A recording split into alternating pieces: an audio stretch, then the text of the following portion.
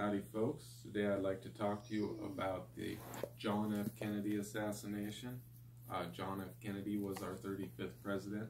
He was elected in the year 1960, sworn into office in 1961, and he didn't make it very long. He was actually assassinated on November 22nd, 1963.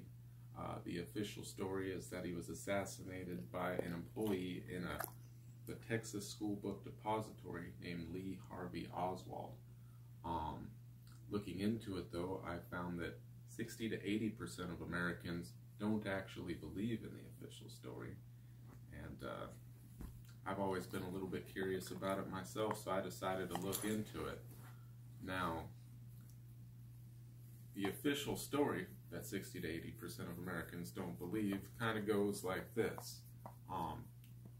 Lee Harvey Oswald, in the 6th floor of the Texas School Book Depository building, got off 3 shots with a Mannlicher Carcano rifle. It was a bolt-action 6.5 millimeter rifle.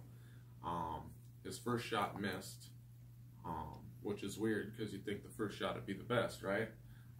The second shot actually struck Kennedy in the back. The third shot, he actually scored a headshot.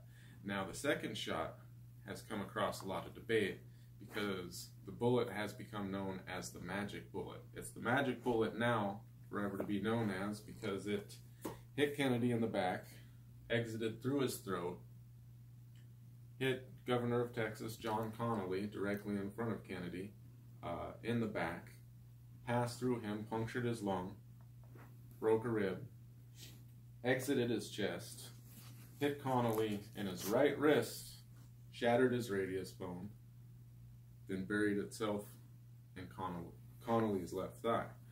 Now, the bullet was later found on a stretcher in Parkland Hospital, and some people think it's a little peculiar because the stretcher that the bullet was found on was a stretcher that John Connally never actually laid upon.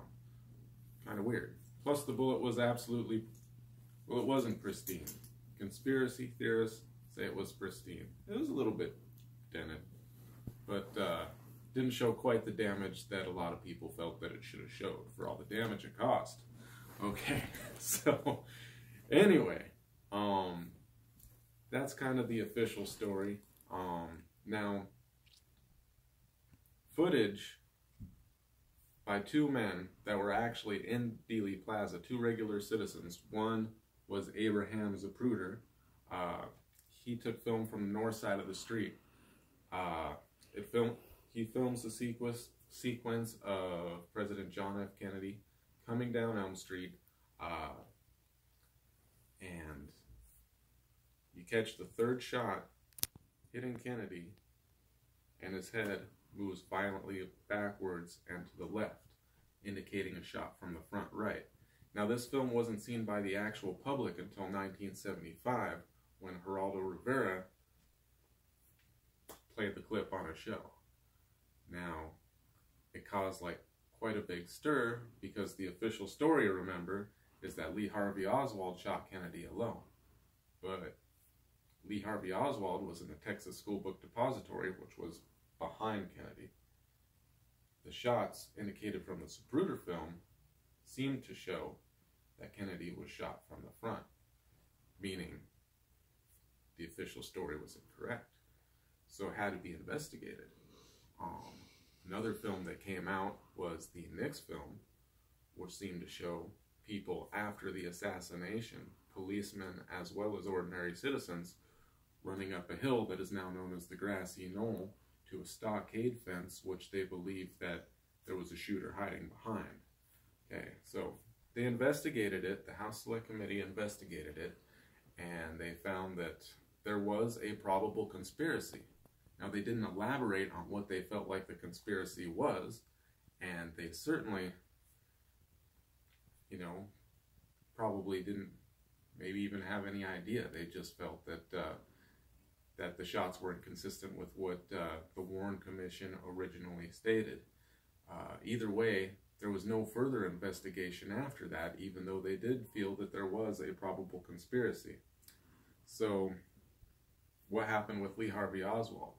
Well, Lee Harvey Oswald was later picked up He was arrested in the Texas theater after he supposedly killed a Dallas police officer named J.D. Tippit. While being held in custody for 2 days, Lee Harvey Oswald never admitted to anything. There's a couple of short films that show that Lee Harvey Oswald was just saying, look, I'm just a patsy, this wasn't me. And he asked for a lawyer. He never actually did get a lawyer, and nobody ever really proved it was him. Nobody even ever really established a motive for him. Lee Harvey Oswald didn't really get to ever tell his story, though. Never saw his day in court, because he was killed 2 days after the assassination of Kennedy by a man named Jack Ruby. Some people also, conspiracy theorists, feel that this was in an attempt to silence Lee Harvey Oswald, because perhaps Oswald was part of a bigger plot. Now, I can't really get into whether or not that's true, because like a fool, I tried to do this in 5 to 7 minutes, and it just ain't gonna happen. But there's a lot of conspiracy theories out there, and I don't really believe that the Warren Commission answers everything. So, did he do it? Maybe. But he didn't have motive. There's a lot of others that had more motive than him. He had no admission.